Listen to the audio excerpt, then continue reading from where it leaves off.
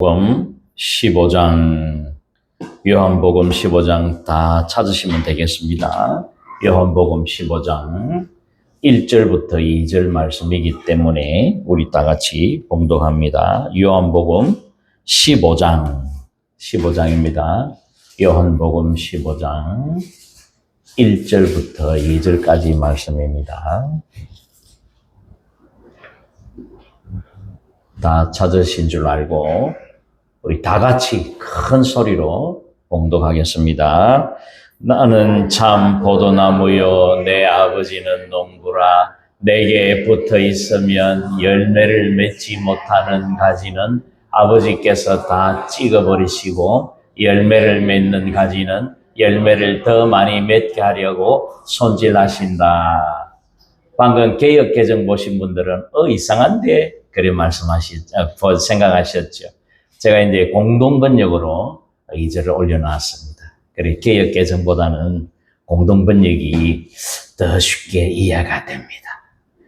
내게 붙어 있으면 그렇게 말씀하시지요. 우리 따라합니다. 열매 맺는 삶.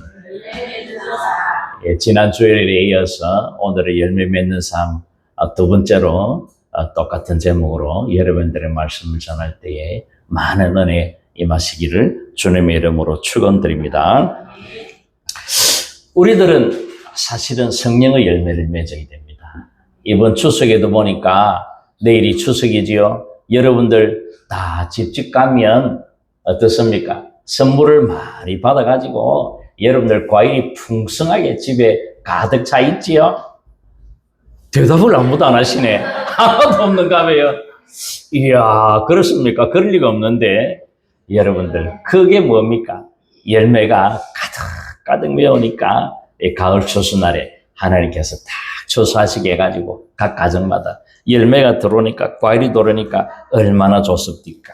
그런데 오늘 2절에서는 내게 붙어 있으면서 저는 돛자를 넣어봤습니다. 붙어 있으면서도 열매를 맺지 못하는 가지가 있다는 겁니다. 하나님 앞에 붙어 있으면서도, 예수 그리스도한테 붙어 있으면서도 열매를 맺지 못하는 가지가 있다는 거예요. 그런데 사랑하는 성도 여러분, 이 참 중요한 말씀입니다. 깊이 생각을 해야 됩니다. 아니, 열매가 붙어 있으면, 가지가 붙어 있으면 나무 옆에 분명히 열매를 맺어야 되는데, 그런데 농사를 안 지어보신 분은 몰라요. 저같이 감을 키우는 사람은 알 수가 있습니다. 이게 감나무예요. 가지들이 뻗습니다. 그런데 여러분, 분명히 옆에 가지가 있는데 열매를 맺지 않는 가지가 있어요. 너무 신기하다니까. 우리 김노미 집사님 사진 거 보니까 잘 아시는가 보다. 그런 것들이 있다니까요. 희한하게. 그러면 어떻게 합니까? 요새 전지가위가 얼마나 좋은지 착각 눌리만 주면 전지가위 지가 착각 전동으로 됩니다. 이 옛날 거는 그냥 눌려야 되는 전동으로 착각 손만 갖다 대면 착각 날리는데 굵은 것도 잘려요.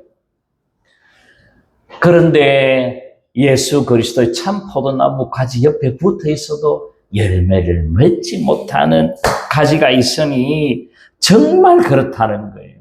정말 해본 사람은 안다고 정말 그렇구나. 그런데 사랑하는 성도 여러분, 너무 겁나는 말씀 아닙니까? 내가 분명히 교회에 나와서 교회 한 일원이 되어서 열심히 내가 봉사하고 내가 헌신하고 주님 앞에 내가 딱 살아가는데, 아니 그러면 내가 그런 열매를 못하는 가지란 말인가? 그렇게 생각할 수도 있고 참 두렵기도 하고 참 중요한 말씀입니다. 사랑하는 성도 여러분, 참 포도나무이신 우리 예수님 옆에 우리가 붙어 있는데 왜 열매를 맺지 못할까요? 겉모습만 붙어 있으면 그렇습니다. 겉으로만 교회에 나오고, 겉으로만 헌금하고, 겉으로만 사랑하고, 진정으로 사랑하지 못하고, 예수님 옆에 딱 생명과 생명이 연결돼서 그 안에서 그 수액들이 왔다 가고, 이렇게 생명이 왔다 가고, 예수 그리스도 안에 내 생명이, 주님이 내 생명이, 여러분들 그런 생명들이 왔다 갔다 해야 되는데, 주님의 말씀이 내 안에 꽉 차 있어가지고 그 생명이 내 안에 생명처럼 이렇게 예수 그리스도의 심장이 나에게 들어와가지고 그 예수 그리스도의 심장을 가지고 내가 예수 그리스도의 그 말씀을 가지고 내가 예수님과 붙어 있으면서 늘상 예수님이 이해가 되고 예수님이 생각이 나고 그렇게 살아가야 되는데, 그런데 역사에 그런 사람들이 있습니다. 붙어 있었던 사람 중에 여러분들 마하트마 간디라고 여러분들 아십니까? 인도의 비폭력 무장주의라 해가지고 그 사람이요, 이 세상에서 가장 존경하는 사람이 예수였습니다. 지저스 크라이스트입니다. 그런데요, 교회한다는 겁니다. 그는 단지 예수 그리스도를 교훈적으로만 받아들이지 생명으로 받아들이지 않는 그런 실예가 있다는 것입니다. 사랑하는 성도 여러분, 말씀이 여러분들의 삶을 변화시키나요? 말씀이 내 가운데 와서 생명력이 있고 내가 그 안에서 살아가시나요? 그렇게 하셔야 우리가 진정한 열매를 맺을 수가 있습니다. 그런데 감나무의 열매는 감이고 포도나무의 열매는 포도인 줄 알겠는데, 우리 예수 믿는 사람들의 열매는 뭘까요? 여러분들 무엇이라고 생각하십니까? 내가 전도를 많이 해서 전도 실적을 쌓으면 그것이 주님께서 바라보시는 열매일까요?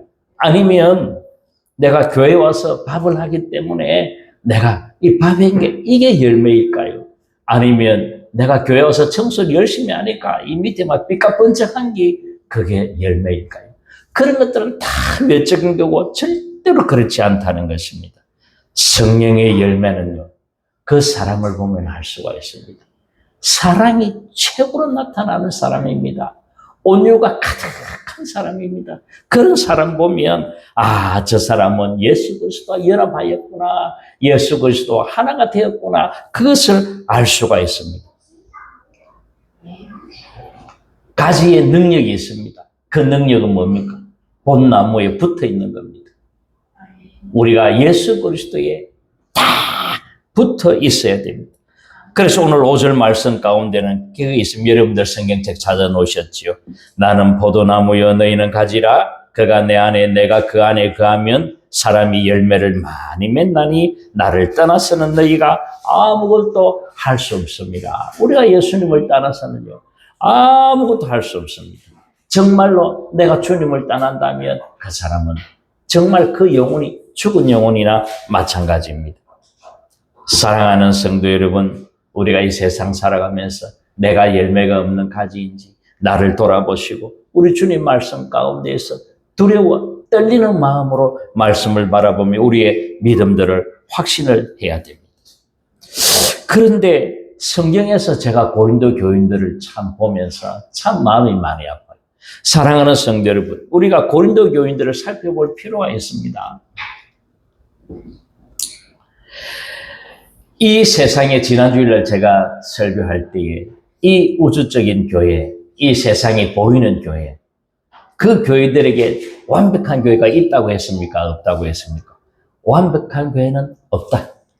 완벽한 교회는 없지만 이 고린도 교회는 이 세상의 모든 문제, 현재 교회, 옛날 교회 모든 문제들이 총적나라하게 들어가 있는 교회였습니다.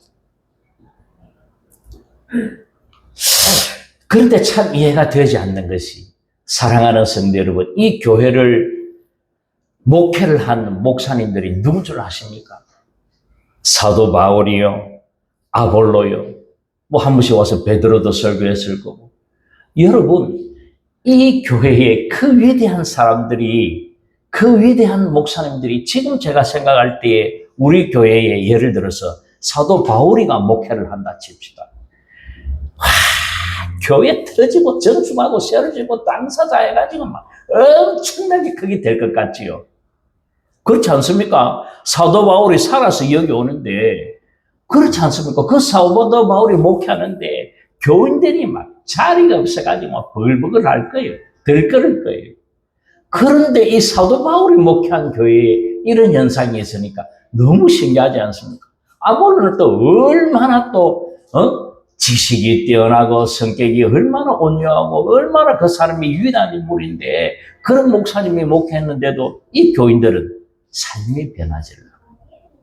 참, 그래서 제가 생각해 본 건데 우리 교회에 그래도 기리준 목사하고 우리 또 전점수 목사님이 목회하는데 여러분들 사도 바울 못지않게 베드로 못지않게 말씀 잘 전하지요? 여러분들에게 가장 맞는 사도 바울 목사요. 가장 맞는 베드로 목사입니다. 하나님께서 그렇게 여러분들 하신 줄 믿고, 야, 그래도 저분들이 뭐 교회에서 이래 뭐 조그만 교회 뭐 좀 말씀하겠나 이래 싶어도요. 큰 교회 가서도 말씀 전하면요. 많은 성도들이 아멘 하고, 아이고 강사님 오셨습니까? 왜 이래 합니다, 여러분. 우리 전점선 목사님도 막 제가 오시기 전에 제가 인터넷에 딱 뒤집으면 인터넷에 유명한 분이에요. 완전 막 몇만 명, 몇천 명, 몇백 명 모아놓고 막 설교하고 막 이걸 깜짝 놀랐습니다, 여러분. 그래서 우리가 세피하게 보지 마시고 우리 교회 목사님 최고 좋은 목사님 이렇게 하시는 거예요. 아시겠지요, 여러분? 그래서 여러분 잘 지내고 같이 사랑하고 그렇게 살아가는 겁니다. 제가 이렇게 이제 고린도 교회를 이제 바라보면서 거기에는 파도 있어. 네 분파가 있습니다. 나는 누구 파냐면 나는 예수 파여. 딱 네 분류가 있습니다. 또 나는 바울 파여. 사도 바울 파고. 또 나는 베드로 파여. 나는 아볼로 파여. 이 네 파가 있습니다. 성경이 나와 있습니다. 너무 신기하지 않습니까? 그 유명한 목사님들이 하나가 안 돼요. 우리 교회는 하나가 되어야 되겠지요. 우리 교회도 전 목사님 파다 이러면 안 됩니다. 다 같이 우리 예수파가 되어야 됩니다. 그렇지, 우리가 예수님 믿는 그런 사람들이 되어야 되는데, 제가 이 고린도 교회를 한번 탐방하면서 여러분들 고린도 교회 하면 우리가 그 지역의 특성을 조금 알아야 됩니다. 왜 이 사람들이 그랬을까? 우리가 사진을 한번 보여줄까요? 고린도 교회는 왼쪽이 맞죠? 여러분들 왼쪽에 보면 고린도 그 섬이 연결이 본래 되어 있었습니다. 섬이 연결이 되어 있었는데 이거를 뚫었어요. 여기 있는데 배가 지나가려면 여기를 뚫었습니다. 여기를. 뭐로 뚫었겠습니까? 사람 손으로 뚫었습니다. 무슨 기계가 있어가 시추기가 있어가지고 여러분들 60년대 네로 황제가 있었던 BC 말고 예수 그리스도 탄생하고 난 뒤에 네로 황제부터 저를 뚫었습니다. 그러면 지금 고린도 교회하고 네로 황제 그 상황이 똑같은 시대예요. 또 막 뚫는 시대입니다. 그런데 그 시대에는 어떻게 했노? 고린도 교회가 있던 시대에는 사도 바울이가 목회하던 시대에는 뭐냐면 여러분 여기서 배가 오다가 이오니아하고 저기 두 지중해 이오니아하고 저기 3대 항구예요. 그래서 이제 파나마 운하하고 스웨즈 운하하고 고린도 운하가 이래 있는데 옆에 이오니아하고 에게해를 두 개를 연결하는 저쪽에서 에게에서 이오니아호를 넘어가든지 이오니아에서 에게를 넘어가면 이 바다가 육지가 연결해서 못 가는 거예요. 그래서 그 당시 어떻게 했느냐 하면 고린도 교인들 주로 고린도인 사람들이 뭐합니까? 배를 밧줄로 끄떡 들어가 통나무에 실어가지고 옆으로 툭 놓는 거예요. 그러니까 얼마나 수많은 배들이 그 당시에 다녔겠습니까? 여러분, 그게 먼 세월이 아닙니다. 그러니까 고린도 교인들은 부자다가 부자가 아니다. 다 부자들이. 돈이 굉장히 많은 뱃사람들이다 보니 그 안에는 교회 안에 수많은 사건들이 많이 있습니다. 제가 이제 이걸 보러 가려고 제 생각에는 아이고 요거 뭐 조금 하겠네, 셰피하겠네 싶었는데 버스에서 내려가 걸어가는데 한참 걸어갔습니다. 얼마나 더운지 저기 보는데 그리고 생각보다 커요. 이게 폭이 25m거든요. 25m의 길이가 6.2km. 저 길이 6.2km, 이 폭이 25m. 저는 생각보다 적을 줄 알았더만 직접 가서 보니까 엄청나게 커요. 높이는 8, 90m 정도 됩니다. 저걸 사람 손으로 다 끌어내가지고 다 만든다는 신기하지 않습니까? 지금은 크루즈 배들도 지나는데 큰 배는 못 지나갑니다. 크루즈 중에서도 조금만 거진 붙을 안 합니까? 그죠? 이렇게 해가지고 지나가는. 이게 뚫힘으로써 얼마나 수많은 교육들이 많이 이루어지는지. 그래서 세계 3대 문화 중에 하나입니다. 그래, 그걸 이해를 하셔야, 정말 이 사람들이 돈이 많다 보니까 세상에 부족한 게 없으니까 하나님의 말씀을 잘 듣지 않는 그런 악한 상황이 되었던 것입니다. 그런데 그 교회 내에서요, 교회 내에서 은행이 있고, 교회 내에서 싸움이 있고 교인들끼리 서로 고소고발하고 성만찬 때도 부유한 사람들은 자기들이 먼저 와서 그냥 먹어버려요. 성만찬하는 거 기도하고 순서에 맞춰서 먹어야 될 거 아닙니까? 그런데요, 또 성령의 은혜는 받았는데 질서가 없어요. 그 대신 방언하고 여기서 저기 방언하고 예배드릴 때 방언하고 일어나서 방언하고 하니까 질서가 없고 모든 것이 품위 있게 안 된다는 것입니다. 제가 볼 때는 악한 영의 열매가 가득한 것이에요. 그러면 사랑하는 성도 여러분, 우리는 교회 안에서 어떤 하나님의 은혜를 열매를 맺어야 될까요? 첫째로 사랑하는 그게 성령의 열매입니다. 여러분, 성령의 열매를 맺어야 됩니다. 1996년도에 부산에서 출발한 페스카마오라는 배가 있었습니다. 1996년이니까 지금으로부터 딱 29년 전입니다. 제가 있었던 교회에서 제가 그때 30대 딱 그 나이에, 이제 갓 33살의 나이에 제가 전 교인들, 그때 이제 여러분들 개혁한 그래서 개혁 개정으로 바뀌던 시기입니다. 교회에서 그래도 좀 똘똘하게 제가 했는지 모르겠지만, 교회에서 이제 장로님들하고 목사님들이 이제 저보고 이제 그 성경책 바꿔지는 일을 하래요. 그래서 이제 성경책 개혁 개정을 예를 들어서 2만 원이면 3만 원이면 5천 원만 주면 살 수 있도록 교회에서 나머지 다 부담하고 그렇게 꽉 성경책 재놔놓고 그때 막 우리 옆에 막 제가 인원들 뽑아가지고 박스 만들고 막 이렇게 해가 돈 주는 사람, 돈 받는 사람, 돈 넣는 사람, 막 성경 주는 사람 막 쫙 앉아가지고 왔는데, 사랑하는 성도 여러분, 그때 1996년도에 어떤 일이 있었냐면 페스카마오라고 부산에서 고기 잡는 상선배예요. 그 배에 누가 탔느냐면은 우리 교회에 자그마하고 예쁘장한 집사님이 한 분 계셨어요. 정말 키도 작고 정말 외소하고 정말 예쁜 분이었어요. 그 아들 고3짜리가 그 배에 타서 상선 갔습니다. 가다가 중간에 과하면서 조선족 6명을 실었습니다. 그런데 이 조선족들이 성산 반란을 일으켰어요. 반란을 일으키면 그냥 막 사람만 그냥 묶어버리면 되는데 1등 항에서만 놔두고, 오늘 인도네시아 사람들도 있었거든요. 인도네시아 사람 한 사람 죽고 한국 사람들 6명인가 7명인가 죽었어요. 근데 이 친구들이 그 조선족들이 사람을 죽일 때에 무자비하게 죽였어요. 그냥 막 제가 말을 참아 못하게 하여튼 도구로 그냥 사람을 짐승 잡듯이 때려 죽였어요. 그런데 그때 우리 교회에 그 아들 고3짜리가 타고 있었는데 걔가 맹장염이 걸렸어요. 이제 곧 거기 도착하면 내려서 수술을 하려고, 그래 걔가 울면서 살려주세요 했는데도 그냥 걔를 죽일까 말까 자기들끼리 의논했대요. 그렇게 하다가 그 애를 그냥 막 쳐 죽여버린 거예요. 이 애가 그냥 고3짜리가 바다에 던져서 그냥 막 물고기 밥이 되고 그런 사건이 있었습니다. 그런데 감사하게도 일본 근처에 와가지고 그 사람들이, 그 조선족들이 전부 다 자기들이 그 배 안에 들어가 음식 꺼내는 사이에 다시 1등 항해사하고 인도네시아 사람들이 문 잠궈버리고 도로 이제 묶어가지고 일본 해경에 헤엄치고 가가지고 신고해가 다 잡았는 사건이 있었습니다. 그런데 이제 자기 엄마가 살아가겠습니까? 그런데요, 제가 그 사건을 알았죠. 성경책을 받으러 왔는데 제 앞에 앉았는데 무슨 말이 나옵니까? 너무 마음이 아파요. 말이 안 나와요.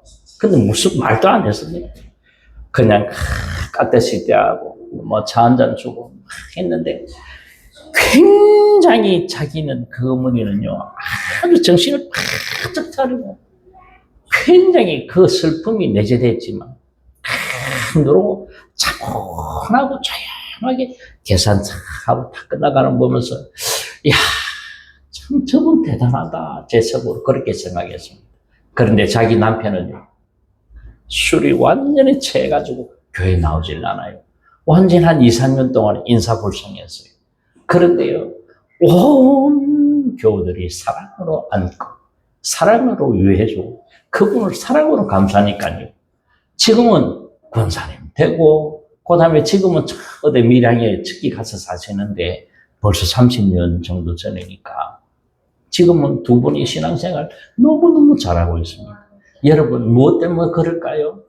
사랑으로 주위에서 안아주니까 그렇습니다. 여러분, 성령의 열매에는 많이 있습니다. 성경에 나오는 사랑과 화평과 온유와 절제와 자비, 이렇게 9가지가 나오지만 여러분, 그걸 다 감싸고 있는 것이 뭡니까? 사랑이라는 겁니다. 여러분, 사랑이 최고입니다. 질타가 최고가 아닙니다. 질타가 상대방을 절대로 변화시키지 않습니다. 상대방을 오히려 멸망에 빠뜨리고 상대방을 바다에 빠뜨리는 거지, 절대로 사람을 살리는 게 아닙니다.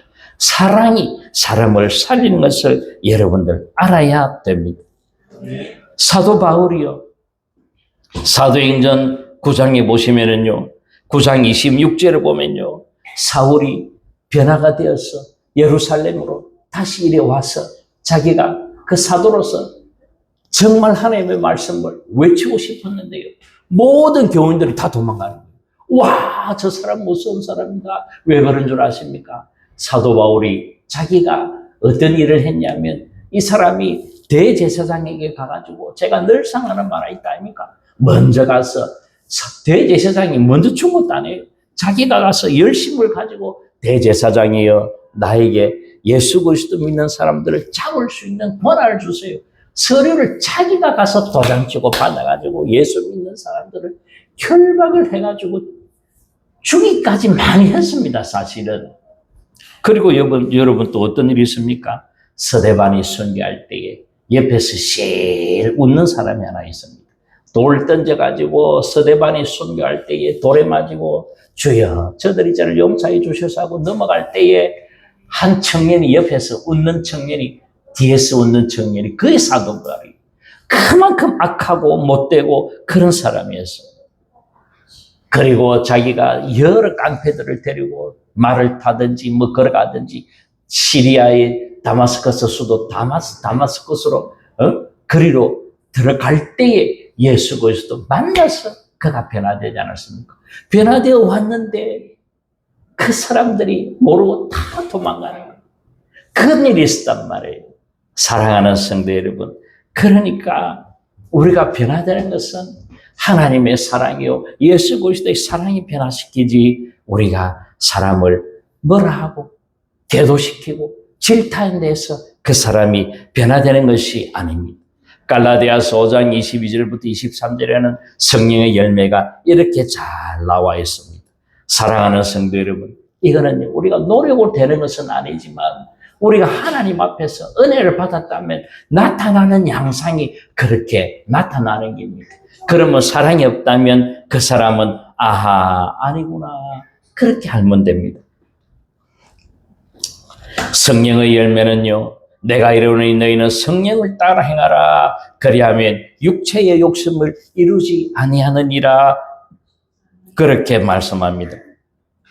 사랑하는 성도 여러분, 우리가 성령을 따라서 행해야 됩니다. 성령 하나님께서 말씀하시는 대로 말씀하는 대로 그렇게 살아야 되는 겁니다.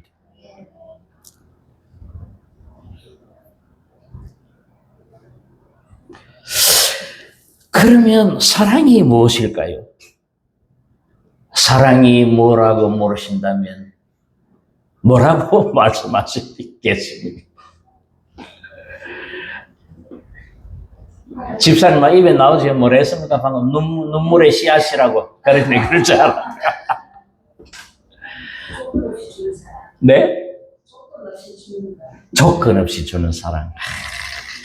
진짜 우리 박성철 집사님, 사랑은요, 고린도전서 13장에 나와 있습니다.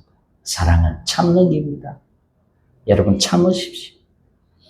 여러분들 조금 어리고 연약하고 힘없고 바보처럼 보이도 여러분 제발 좀 참아주십시오. 사랑은 언제나 오래 참고 온유하다고 그렇게 말합니다.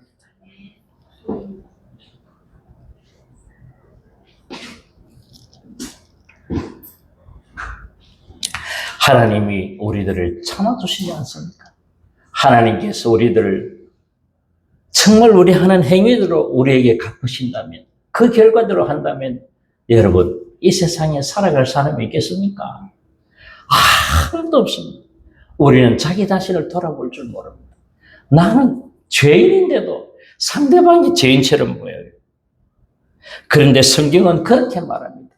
언제나 참는다가 아니고 언제나 오래 참는다고 이야기합니다. 사랑하는 성도 여러분, 롱롱타임, 아주 긴 세월 동안 참고 참으며 또 참으십시오. 온유해야 됩니다. 여러분, 온유가 뭡니까? 따뜻하고 부드러운 걸 이야기합니다. 따뜻하고 부드러운 사람이 되어야 됩니다. 시기하지 않고 자랑하지 않고 하나님께서 우리들에게 그렇게 말씀하고 있습니다. 그러므로 사랑하는 성도 여러분, 우리 주님께서 저 사람이 성령의 열매가 있나 없나 보면 사랑이 있는가 없는가 그것을 보면 알 수가 있습니다. 사랑은 오래 참는 거라 그랬지요. 그런데요, 또 성경을 보면은요, 사랑이라는 것은 하나님을 사랑하는 것을 이야기하고 내 이웃을 사랑하는 것을 이야기하고요. 또 내 이웃을 사랑하는데 내 몸을 사랑하는 걸 이야기합니다. 자기 자신도 사랑하지 못하면서는 이웃을 사랑하지 못해요. 내가 내 자신을 괴롭히면 상대방도 괴롭히게 되어 있습니다. 내가 내 자신을 사랑하면 상대방을 사랑하게 되어 있습니다. 상대방을 사랑하면 하나님을 사랑하게 되어 있습니다. 사랑하는 성도 여러분, 이 세 사랑이 분리될 수가 없습니다. 아시겠지요? 사랑하는 여러분 자신을 사랑하고 이웃을 사랑하고 하나님을 사랑하시는 여러분들 되시고요. 제발 감정을 넘어서 실천하는 사랑을 가지시는 여러분 되시기를 주님의 이름으로 축원드립니다. 두 번째로는 우리가 은혜와 평강의 열매를 맺어야 됩니다. 사랑하는 성도 여러분, 은혜 없이는 절대로 살아갈 수가 없습니다. 하나님께 우리가 은혜를 받아야 됩니다. 제가 늘상 주장하는 게 그겁니다. 은혜 받아야 돼. 은혜 받아야 돼. 하나님 앞에 은혜 받아야 됩니다. 우리가 무슨 수를 썼으라도 하나님 앞에 기를 쓰고 애를 쓰고 막 열심히 우리 하나님 앞에 은혜의 물주기를 따라서 흘러가야 됩니다. 성경을 볼 때에도 이상한 거 보지 말고 물론 다 성경 가운데 하나님의 은혜가 있죠. 그런데 하나님의 은혜를 따라 물주기를 따라 여러분 성경을 보셔야 됩니다. 성경 그리고 평강은 에이레네 해가 하나님께서 우리 마음 한가운데에 평안을 더해 주십니다. 평강을 더해 주십니다. 은혜가 평강입니다. 그러므로 사랑하는 성도 여러분, 우리 성경 말씀에 고린도 교인을 통하여 이게 전부 다 은혜와 평강을 이야기하고 있습니다. 그래서 우리가 늘상 하나님 앞에 은혜 받기를 간절히 원하는 여러분 되시기를 주님의 이름으로 축원드립니다. 우리 고린도전서 4장에 보면요, 또 우리는 충성해야 되는 그런 열매를 맺어야 됩니다. 우리 1절, 2절에 사람이 마땅히 우리를 그리스도 일꾼이시요 하나님의 비밀을 맡은 자로 여길지어다. 그리고 맡은 자들이 구할 것은 무엇이라고요? 충성이니라. 여러분들 충성이라고 한번 해보셨습니까? 여러분들 군에 간 남자들은 다 어떻게 합니까? 싸움을 꼭 보신 것 같네. 우리 누구야 장현이가 이제 좀 있으면 충성할 겁니다. 해병대는 뭐라 하지? 해병대는 필승. 해병대는 필승. 육군은 충성입니다. 여러분들 우리가 주님 앞에 충성해야 됩니다. 충성하는 사람들은요, 유명한 일화가 있습니다. 일본의 군대에 그런 게 있습니다. 도적깨끼 이렇게 하니까 일본 군대 바다 앞으로 그냥 다 첨벙첨벙 그냥 도적깨끼 돌기도 하는 거예요. 여러분, 우리가 주님 앞에서 군인입니다. 우리도 주님 앞에서 충성스러운 일을 맡은 군인들이에요. 군인들은 뭡니까? 우리 박현욱 집사님, 군인들은 뭡니까? 충성 아닙니까? 맞죠? 대웅이도 우리가 군생활 30년 이상 했는데, 사랑하는 성도 여러분, 우리가 주님 앞에서 온 목숨을 다해서 우리는 주님 앞에 그 하나님 앞에서 시관과 재능과 물질과 직분과 사명을 맡은 사람입니다. 그리고요, 여러분들은 무엇을 맡은 사람인 줄 아십니까? 중요한 것 하나 놓치면 안 됩니다. 이걸 알아야 됩니다. 여러분들은 말씀을 맡은 자들입니다. 사랑하는 성도 여러분, 목사님들만 말씀 맡은 것 아닙니다. 여러분들도 말씀을 맡은 분들입니다. 제가 여러분들에게 하루에 무조건 몇 장을 읽어야 된다고요? 세 장을 읽어야 된다고 여러분들에게 말을 하니까 여러분들 너무 어려워가지고 안 읽어요. 제가 다 알고 있습니다. 사랑하는 성대를 하루에 한 장 읽기 운동합시다. 하루에 한 장을 보시는데 그 한 장 읽으면 속도가 붙습니다. 하루에 한 장. 절대로 무슨 일이 있어도 하루에 한 장 읽으시는데 여러분 말씀을 꼭 씹어 드십시오. 한 글자 한 글자에 여러분들 목숨 걸고 읽으십시오. 전체의 뜻이 무엇인지 보셔야